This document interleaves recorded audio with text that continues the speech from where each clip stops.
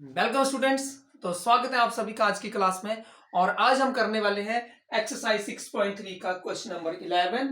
उसका फिगर हमें गिवन है यहाँ पे क्वेश्चन में। तो पहले तो हम क्वेश्चन की स्टेटमेंट रीड करते हैं। क्या है हमारी स्टेटमेंट इन फिगर। ये फिगर है E is a point on the side CB produced. CB line को प्रोड्यूस किया गया है और उसके आगे ये पॉइंट E आ रहा है of N isosceles triangle ABC, जिसमें ए बी जो है वो ए सी के इक्वल है। ए बी साइड जो है वो ए सी के इक्वल है and A D is perpendicular upon B C and E F, ये पॉइंट एफ है, is perpendicular to A C. Show that triangle A B D, ये वाली जो ट्राइंगल है ए बी डी, इसको आपने प्रूव करना है ई सी एफ के सिमिलर। तो ये फिगर था और फिगर के अकॉर्डिंग हमें क्या क्या गिवन है क्वेश्चन में, जो हम लिखते हैं पहले गिवन में हमारे पास क्या क्या है। यहाँ पे जो मेन है हमारे पास A B equal to A C, एक तो ये गिवन है। Second A D perpendicular B C and E F perpendicular A C, ये हमें गिवन है टू प्रूव।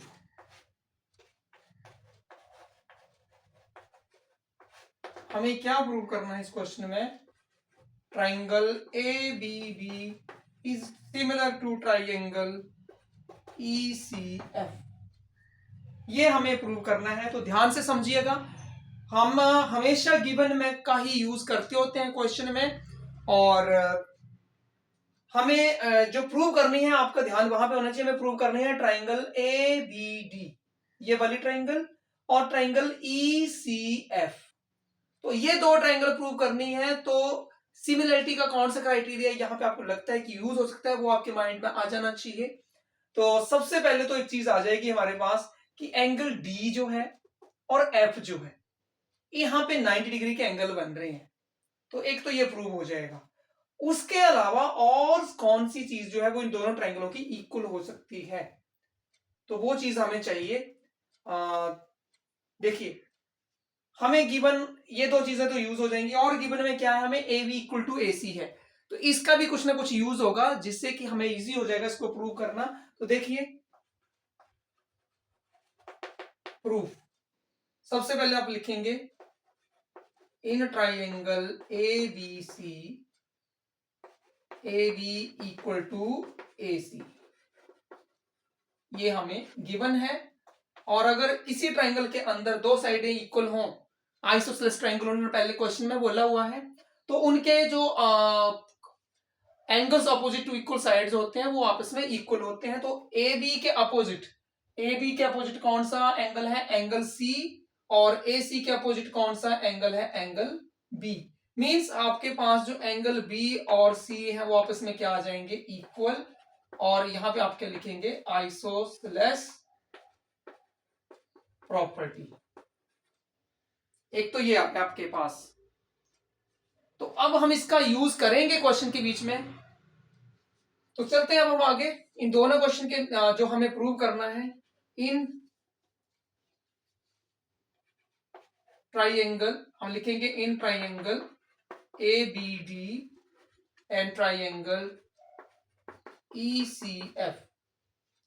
सबसे पहले तो हम लिखते हैं यहां पे हमारे पास angle B equal to C आ गया है। यहां पे angle B equal to angle C, हम रीजन देंगे प्रूव्ड अबव।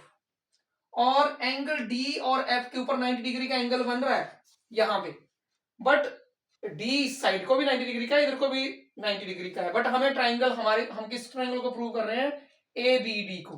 तो हम एंगल डी को कैसे रीड करेंगे, ए डी बी। तो हम यहां पे लिखेंगे angle A D B equal to angle, इसको लिखा हमने ए डी बी, तो इसको लिखेंगे हम ई एफ सी, और रीजन क्या रहेगा, ईच 90 डिग्री। तो हमारे पास इन दो ट्राइंगल के बीच में, इसके आगे मैं इधर लिख रहा हूं, इन दो ट्रायंगल के बीच में दो एंगल जो हैं वो इक्वल आ गए हैं, और जब दो एंगल इक्वल आ जाते हैं किन्हीं दो ट्रायंगल के बीच में, तो वहां पे एंगल एंगल सिमिलरिटी जो क्राइटेरिया है वो यूज हो जाता है। तो हम यहां पे लिखेंगे बाई एंगल एंगल सिमिलरिटी